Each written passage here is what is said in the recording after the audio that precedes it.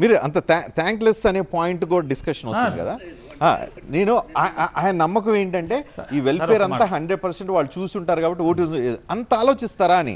అంటే నేను ముందుగానే చెప్పాను మీకు, వీళ్ళందరికీ కృతజ్ఞత ఉంటుంది, కానీ ఓటింగ్ బెనిఫిట్ అనేటువంటిది కృతజ్ఞతకు మించినటువంటి లబ్ధిని ఆశిస్తూ ఉంటారు. కృతజ్ఞత ఉండడం గడిచిన దానికి, రాబోయేదాన్ని ఊహించుకోవడంలో ఆశించడంలో ఈ కృతజ్ఞత ఏమి అడ్డు రాదు. ఒకవేళ అట్లనే ఉంటుంది అని కనుక నాన్నగారు అనుకుంటే, వాళ్ళు నిజంగానే ఆంధ్రప్రదేశ్లో ఒక అద్భుతమైనటువంటి ప్రయోగం, ప్రతి కుటుంబాన్ని రీచ్ అవ్వడానికి ప్రయత్నం చేసినారు. మీ లెక్క ప్రకారం 95% కుటుంబాలను వాళ్ళు టచ్ చేసినారు. మిగతా 5% ఎవరంటే గెజిటెడ్ ఆఫీసర్లు, ఐఏఎస్ ఆఫీసర్లు, ఎంప్లాయీస్, అట్లాంటి వాళ్ళు పౌష్య జనాభాలో లబ్ధి అవసరం లేని వాళ్ళు ఒక 5% ఉన్నారండి. ఇది దేశవ్యాప్తంగా ఉన్నటువంటిది. భారతదేశం చాలా అభివృద్ధి చెందిందని చెప్తున్నప్పటికీ కూడా ఇవాళ కూడా 80 కోట్ల మందికి రేషన్ ఇస్తున్నాం మనమేమి అందరం ధనవంతులము, సంపన్నులంగా. అయితే ఈ సహాయం అందిన దానికి, తెలంగాణ ఎగ్జాంపుల్ కూడా అదే, మీకు సహాయం అందిన దానికి థ్యాంక్స్. కానీ కొత్తగా వచ్చిన వాళ్ళు ఏంటిది, వాళ్ళు ఇస్తున్నారు, అదనంగా ఇస్తున్నారు. కన్సిస్టెన్సీ, క్రెడిబిలిటీ, కంటిన్యూటీ ఆలోచించరా? ఇది ఒక 50%లో ఉంటుందని నా అంచనా. లబ్ధిదారులు 50%, లబ్ధిదారుల్లో ఒక 50% వరకు బహుశా అట్లా ఆలోచిస్తారేమో అనేటువంటిది నా అంచనా. మిగతా వాళ్ళలో మనం ఇందాక చెప్పుకున్నటువంటి అనేక ప్రలోభాలు ఉంటాయి, ప్రభావాలు ఉంటాయి. వాటి యొక్క ప్రెషర్ కూడా ఓటర్ మైండ్ సెట్ మీద ఉంటుంది. ఒకవేళ లేకపోతే, ఇందాక వరకు ఒక మాట చెప్పారు, పుల్లారావు గారు డిఫరెంట్గా ఆలోచించారు. ఇవన్నీ ఉన్నప్పటికీ కూడా అడిషనల్ ఈ 50% ఓటే నేను లెక్కేస్తున్నా జగన్కి లేదా వైఎస్ఆర్సీపీకి. కానీ పుల్లారావు గారు చెప్పినట్టుగా డ్రైవింగ్ ఫోర్స్ ఒకటి ఉంది వెనక. ఈ 2 లక్షల మంది వాలంటీర్స్ చేతులు ముడుచుకొని కూర్చోరు.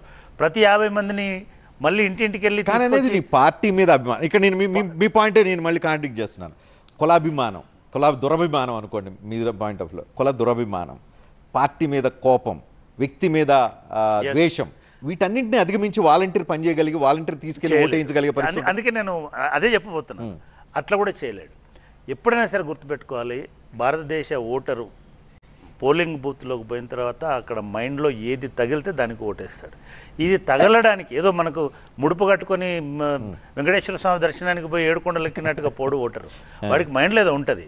అక్కడికి పోయిన తర్వాత కరెక్ట్గా దేనికి నొక్కాలో దానికి నొక్కుతాడు. దీనిలో ఈ టెంప్టేషన్స్ అన్నీ పనిచేస్తాయి. కృతజ్ఞత ఉంటుంది, కృతజ్ఞత అనేటువంటిది ఉంటుంది. ఎవ్వరు కూడా నువ్వు ఇచ్చిన పేదవాడికి ఎక్కువ కృతజ్ఞత ఉంటుంది, కానీ అదనంగా వచ్చేటువంటి ఆశ ఉంటుంది.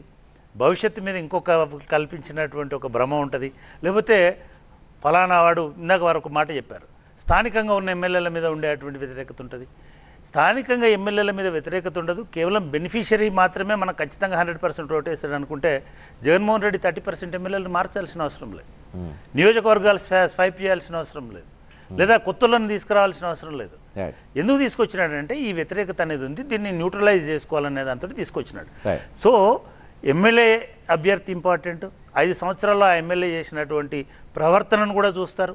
వీటన్నిటికంటే ముఖ్యంగా చిన్న చిన్న సంఘటనలు, ఇవాళ మీరు పల్నాడులో కానీ, అనంతపురంలో కానీ, లేకపోతే ఇంకొక చోట విజయవాడలో కానీ జరుగుతున్నటువంటి దానిలో ఆ కుల సమీకరణలు అనేటువంటి గత 5 సంవత్సరాలలో నేను ఎక్స్పెక్ట్ చేస్తాను రేపు రిజల్ట్ వచ్చిన తర్వాత ఇంకా పెరుగుతాయి ఈ సంఘటనలు.